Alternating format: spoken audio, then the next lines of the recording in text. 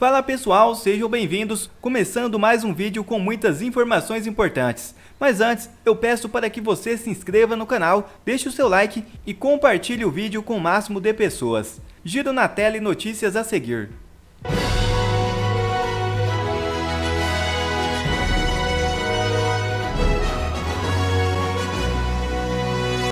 Lula recebe brasileiros repatriados da faixa de Gaza e ataca Israel.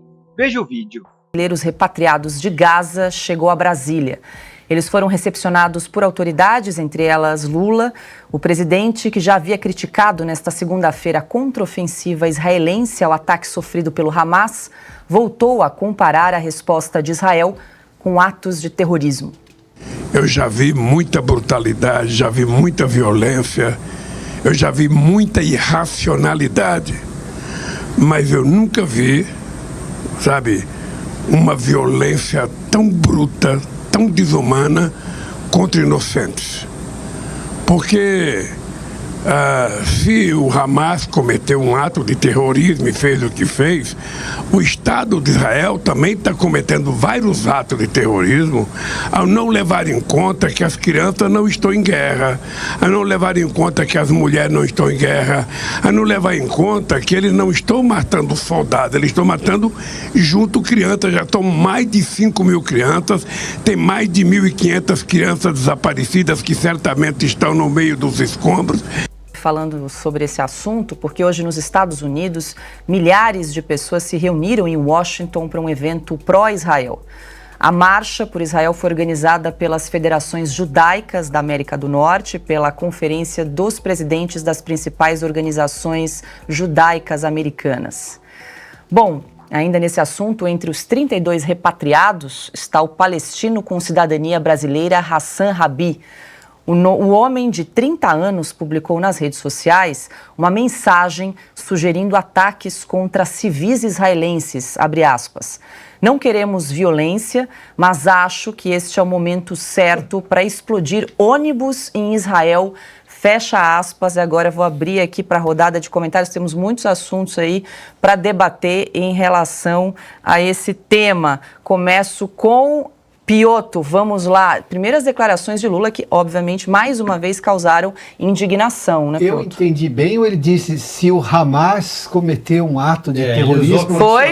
Ele usou a conjunção que o nosso assinante sabe, é uma conjunção subordinativa condicional. Ontem ele não disse isso. Ontem ele disse o Hamas cometeu um ato... Bom, é ser ou cometeu? Primeiro que o presidente precisa deixar claro o que ele pensa do que de fato aconteceu.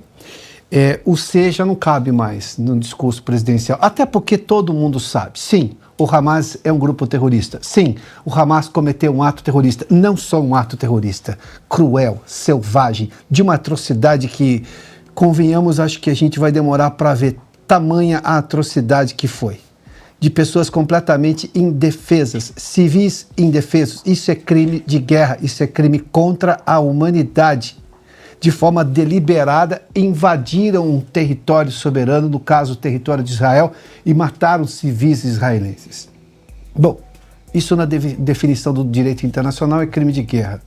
Então, a gente vê de novo o presidente brasileiro, que para mim ficou muito claro, ele já tomou um lado. Nós entramos nesta guerra por decisão do presidente da República e tomamos um lado, que está muito claro. Ele não faz uma menção, demorou a fazer uma menção, uma mínima menção que fosse solidária naquele momento, colocou em dúvida se o Hamas era ou não um grupo terrorista, apesar de todas as imagens, é um caso de negacionismo de imagem, e olha que negar a imagem é um exercício gigantesco, você precisa de uma retórica que não convence, ainda assim, mas, bom, e agora ele continua, ele disse, se o Hamas cometeu um ato de terrorismo, é o presidente da República do Brasil que está dizendo se, depois de um mês e nós estamos há 40 e poucos dias já, no dia 7, né? É isso, né? Chegando. O presidente ainda tem dúvida, porque esse se não me parece ser um caso de, não, de repente aconteceu, porque o governo brasileiro tem dificuldade de assumir as imagens, de concordar com as imagens. E, de novo, aí vem toda essa história que a gente está vendo. E ele continua nesse discurso.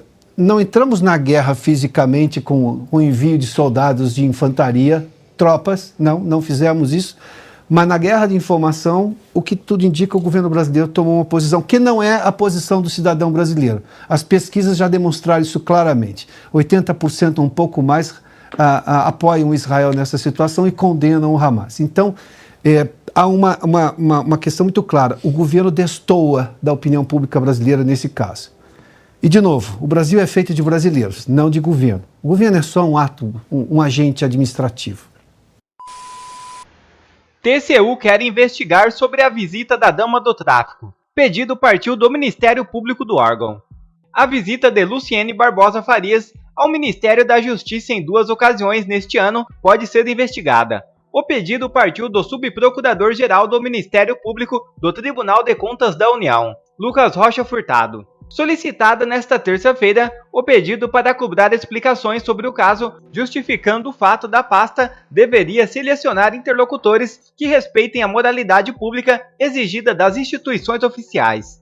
Luciene, conhecida como a Dama do Tráfico, já foi condenada por sua associação ao Comando Vermelho e por lavagem de dinheiro. Ela é casada há 11 anos com Clemilson dos Santos Farias, o tio Patinhas, que é apontado como um dos líderes da facção criminosa no Amazonas. Ele está preso após condenação de 31 anos de prisão. Diante deste fato, o subprocurador diz no pedido que a sociedade não aceita mais, por parte das autoridades, condutas imorais e suspeitas, sobretudo quando é pública e notória a precariedade dos serviços que lhes são oferecidos, especialmente os que concernem a segurança pública. Em informações trazidas pela imprensa nesta terça-feira, documentos contrariam versão do Ministério sobre dama do tráfico. Veja o vídeo. Ontem, depois da divulgação dos encontros entre Luciana e os secretários de Dino, o Ministério da Justiça emitiu uma nota afirmando que não tinha como saber da relação com o Comando Vermelho e que as reuniões haviam sido solicitadas pela advogada e ex-deputada do PSOL, Janira Rocha. Hoje, documentos obtidos pelo jornal Estadão contrariam a versão da pasta. Recibos apreendidos pela Polícia Civil amazonense no celular de uma integrante da facção mostram 3 transferências do contador do grupo para a conta da advogada Janira Rocha. Os pagamentos de mais de R$23 mil aconteceram dias antes da primeira reunião de Luciene Barbosa com o secretário de Assuntos Legislativos do Ministério da Justiça, Elias Vaz, em março deste ano. Nesta terça-feira, o Ministério Público, junto ao Tribunal de Contas da União, pediu a investigação das reuniões da Dama do Tráfico no Ministério da Justiça. E, de acordo com o subprocurador-geral Lucas Rocha Furtado, é preciso investigar, abre aspas, possíveis condutas atentatórias à moralidade administrativa e eventual desvio de finalidade do uso das dependências do Ministério. Fecha aspas.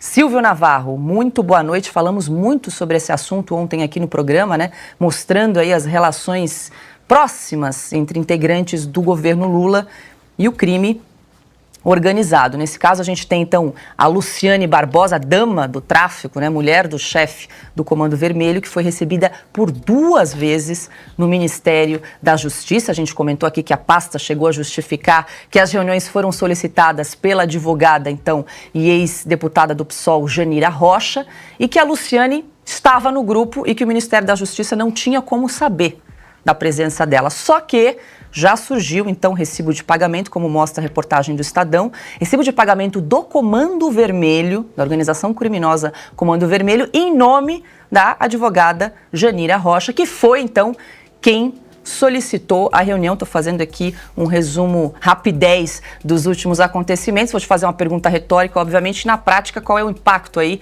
da mudança nas regras de acesso ao Ministério da Justiça? Silvio Navarro, boa noite. Bom, vamos lá. Boa noite, Paula. Boa noite, meu irmão Augusto Piotto, Ana, querida. Boa noite, quem nos acompanha. O procurador disse que é preciso investigar prática atentatória à moralidade. Não é preciso investigar nada. O fato de uma senhora que responde pela alcunha de dama do tráfico entrar pela porta da frente do Ministério da Justiça e se sentar diante de um assessor do ministro da Justiça, isso já atenta contra qualquer moralidade. Num país sério, a mulher de um dos líderes da segunda maior facção criminosa no Brasil, com tentáculos em 13 estados, jamais poderia entrar no Ministério da Justiça e da Segurança Pública. Pois bem, é uma história que só vai piorando. E, não menos grave, hoje nós ficamos sabendo, por meio desta reportagem do Jornal Estado de São Paulo, que uma ex-deputada do PSOL é ligada à facção criminosa Comando Vermelho. Recebeu dinheiro dias antes de agendar uma conversa com um assessor do ministro Flávio Dino.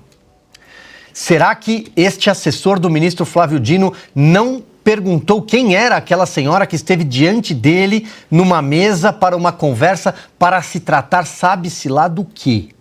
Ele não perguntou o nome dela, ele não checou quais eram os interesses dela naquela reunião, e foram 2 assessores, porque o senhor Rafael Velasco também, e ele responde pelas políticas penais do país. E o marido desta senhora está preso em Tefé, no Amazonas, ele é líder do Comando Vermelho, e ela responde em liberdade. Ela não está livre de punição, muito pelo contrário. Então, será que ninguém procurou saber quem era essa senhora? E pior, ela foi recebida novamente, ou seja, é impossível que não se sabia quem era aquela senhora. E vou repetir, uma ex-deputada, porque está sem mandato, mas ela representa o PSOL, ela já representou o PSOL num parlamento, e esta senhora também, da dama do tráfico, caminhou ao lado de Guilherme Boulos, tem vídeos. Guilherme Boulos é o principal deputado do PSOL e pré-candidato à prefeitura da maior cidade do país. Ou seja, ela tem ligação com este partido precisa responder por isso também.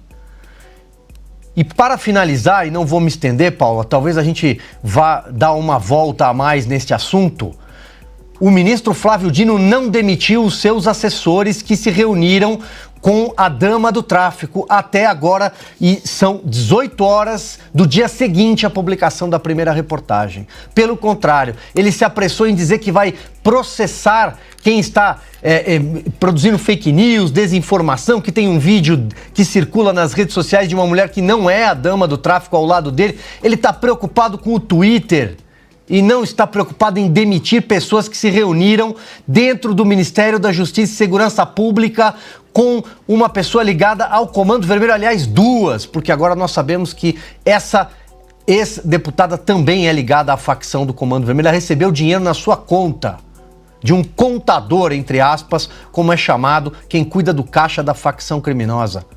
Quem deve explicações, e se o Brasil fosse um país sério, o ministro Flávio Dino já estaria afastado do cargo imediatamente. Isso só não acontece, nós vamos falar sobre isso depois, pelas suas ligações, pela dívida de gratidão que o presidente da República tem com ele, porque ele trabalhou e auxiliou a tirar o presidente da República da cadeia e reabilitá-lo para disputar eleições. Esse é o primeiro ponto. E o segundo ponto é porque o presidente da República está preocupado em ofender o povo judeu neste momento e declarar guerra, sabe-se lá, a Israel.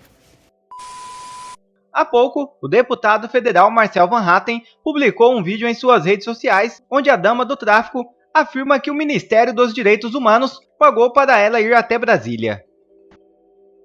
Fui a Brasília recentemente, como postei nas minhas redes sociais. Essa minha ida, ela foi paga pelo Ministério dos Direitos Humanos, né, porque estou como membro do Comitê de Prevenção e Combate à Tortura aqui do Estado do Amazonas. Ainda não tomei posse, né? Não sei se ainda vou conseguir tomar posse devido a toda essa repercussão nacional, né? Bolsonaro descobre plano para prendê-lo e já pensa na reação. É isso mesmo. O ex-presidente Jair Bolsonaro tomou conhecimento de que ministros do Supremo Tribunal Federal discutem a possibilidade de sua prisão. Fontes próximas a Bolsonaro revelam que ele manifestou convicção de que está condenado, independentemente dos argumentos apresentados por sua defesa nos tribunais. Ele argumenta que se tornou alvo político no STF e acredita que mais cedo ou mais tarde poderão tentar prendê-lo. De acordo com informações do jornal O Globo, ministros do STF consideram que Bolsonaro enfrenta uma alta probabilidade de ser condenado à prisão e o motivo seria uma suposta tentativa de golpe de Estado. A avaliação dos ministros é que a prisão do ex-presidente não provocaria uma reação significativa na opinião pública, o que facilitaria o desdobramento das questões judiciais. No entanto, Bolsonaro discorda dessa perspectiva. Ele acredita que uma eventual prisão mobilizaria seus apoiadores, fazendo com que se sintam perseguidos e saiam às ruas em protesto. Além disso, Bolsonaro acredita que isso fortaleceria o candidato que ele apoiará nas eleições presidenciais de 2026. Seu nome favorito hoje é o governador de São Paulo, Tarcísio de Freitas, mas alas mais radicais defendem a ex-primeira-dama Michele Bolsonaro como sua herdeira política. Bolsonaro tem trabalhado nos bastidores para evitar sua condenação e prisão. TSE esconde dados da fase com superpoderes nas eleições e Cristina Grêmio comenta. Rosana, boa tarde, Serrão, Marco, boa tarde para nossa audiência. Olha, é inacreditável, né? A gente acompanhou um processo eleitoral turvo, para dizer o mínimo, né? Em que o coordenador de campanha do candidato que acabou sendo eleito pelas urnas eletrônicas espalhou todo tipo de mentira possível e imaginável contra o principal adversário, que era o ex-presidente Bolsonaro. Vamos recapitular aqui brevemente algumas. Bolsonaro era canibal. Bolsonaro, se reeleito fosse, nomearia Collor, recriaria o Ministério da Previdência. Ele, Bolsonaro, que tinha promovido uma ampla, grande reforma da Previdência, recriaria o Ministério da Previdência, que ele extinguiu. Colocaria Collor como ministro da Previdência e Collor simplesmente confiscaria a aposentadoria dos velhinhos brasileiros. Isso foi dito à exaustão na fase final do processo eleitoral, sem que o TSE achasse que poderia comprometer, que seria fake news, né? Eu lembro de estar assistindo uma live do então presidente Bolsonaro com o jornalista Paulo Figueiredo, antes de Paulo Figueiredo ser censurado também, em que o presidente desmentia justamente essa mentira, porque oficialmente pelo TSE o pedido de direito de resposta não era analisado. E a mentira rolando solta nas redes do PT, do Janones e de toda a milícia digital e gabinete do ódio petista. E aí Bolsonaro está numa live com Paulo Figueiredo se defendendo disso na hora em que ele está ao vivo. Eu vi isso como espectadora. Na hora em que ele está ao vivo e ele diz: estão espalhando aí uma fake news de que eu, se reeleito for, vou criar... O que Janones faz na hora? Janones, que também estava assistindo, ele corta, faz um recorte, edita naquela hora e tira o início da frase de Bolsonaro em que ele dizia: estão dizendo por aí que eu... E corta dali pra frente e joga nas redes sociais de novo, com o aviso do seguinte: Bolsonaro confirmou agora em entrevista. E aí vinha ele: eu, se reeleito for, vou recriar o Ministério da Previdência. E na hora, o Paulo Figueiredo, que é um jornalista super antenado, viu isso acontecendo e falou: presidente, para ver o nível da mentira que o PT e do gabinete de ódio que o PT implantou aí nessa campanha, o Janones acaba de espalhar de novo, dobrar a aposta e espalhar de novo a fake news que o Tribunal Superior Eleitoral recusa-se a analisar, recusa-se a tirar do ar e está aqui dobrando a aposta e dizendo que o senhor está ao vivo comigo, aqui confirmando. Eles cortaram um trecho do que o senhor acabou de dizer. E aí a gente começou, quem estava na audiência, a espalhar e dizendo: olha o Janones, fake news de novo. E o que acontece? Essas pessoas que eles chamam de bolsonaristas começaram a ser bloqueadas nas redes. Depois a gente descobre por que havia uma resolução imposta por um presidente de tribunal eleitoral que não é do judiciário. O Tribunal Superior Eleitoral é administrativo para cuidar de eleições. Ele inventa uma regra com um nome lindo de resolução para combater fake news, e aí ele combate fake news de quem ele quer.